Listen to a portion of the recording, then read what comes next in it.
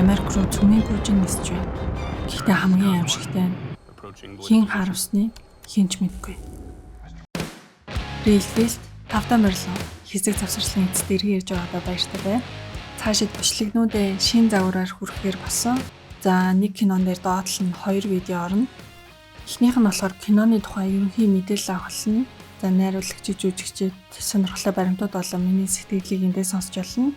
Энэ видеог үзээд тухайн киног үзэхгүй эсвэл спойлер видеог үргэлжлүүлэн үзэхээ шийдэх боломжтой. Миний хувьд болохоор киноны үйл явдлаас гадна ард нь байгаа төв бүтээсэн хүмүүсийн талаар мэдэх нь их сонирхолтой санагддаг. Тийм болохоор энэ видео ч гэсэн та бүхэн сонирхолтой авах болов уу гэж найдаж байна. Энэ удаагийн бичлэгээр 2025 онд Netflix дээр гарсан A House of Dynamite киног онцолж байна. Үнийг хэлээд энэ кинонд надад бодсноос минь илүү хүчтэй сэтгэл үлдээсэн.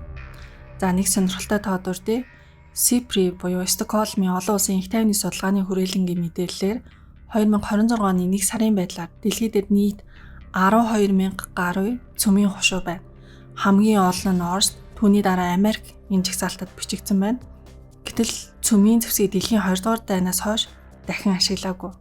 Киноны ихэнх гарах үг ерөнхий хүрхийг хүсэж буй мессежийг танд өгүүлнэ. Хүүтэндээ дуусах үед дэлхийн гүрнүүд цөмийн зэвсэг цөөн байх тусам дэлхий илүү аюулгүй байх болно гэж үзсэн байна. Тэр ирэн үе одоо өнгөрчээ. Бид нар цөмийн зэвсгээр дүүрэн дэлхийд амьдарч байна. Энэ бол динамит байшин. Киноны найруулагчаар Кэтрин Биглоу ажиллаж, зохиолыг Noah Oppenheim бичжээ. Кэтрин Биглоуийг The Hurt Locker киногоор Оскарын шилдэг найруулагч болсон анхны эмэгтэй гэдгээр нь олон хүн мэднэ. Харин Noah Oppenheim бол Jackie киноны зохиолч. Энэ киноороо Венецийн кино фестивалаас шилдэг кино зохиол шагналыг хүртэж байсан. За гол дүрүүдэд бол маш олон алдартай жүжигчид тоглосон. Idris Elba, Rebecca Ferguson, Gabriel Bassa гэх мэт жүжигчдийг дуржиж болж байна. За энэ киног бүтээсэн багийг харахад л ерөн чанартай бүтээл болох нь ойлгомжтой. Rotten Tomatoes дээр 75% fresh үнэлгээтэй байгаа надад бага зэрэг гайхмаар санагдсан. Миний хувьд бол илүү өндөр үнэлгээ өгөх байсан. За энэ киног бол өстэй амсгаа даран үзэж дуусгасан. Өрнөл нь маш сонирхолтой. Тэгээд нэг үйл явдлыг 3 өөр өнцгөөс харуулдаг нь киноны хамгийн сонирхолтой шийдлүүдийн нэг байсан гэж бодож байна. Өнцөг солигдох бүр нөхцөл байдал улам дарамттай болж дараагийн бүжүүд юу болох бол гэсэн мэдрэмжийг төрүүлнэ.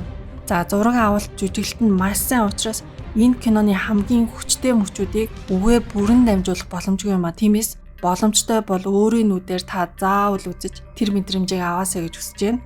Та хэрвээ улс төрийн трейлер за бодолд оруулдаг эсвэл кино дууссаны дараа ч гэсэн асуулт үлдээдэг тийм бүтээлүүдэд дуртай болвол энэ киног алгасах хэрэггүй гэж зөвлөе.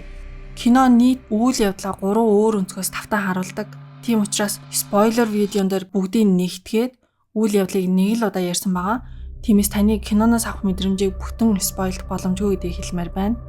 За ингээд дараагийн бичлэгээс та спойлерыг хүлээн авч үзээрэй.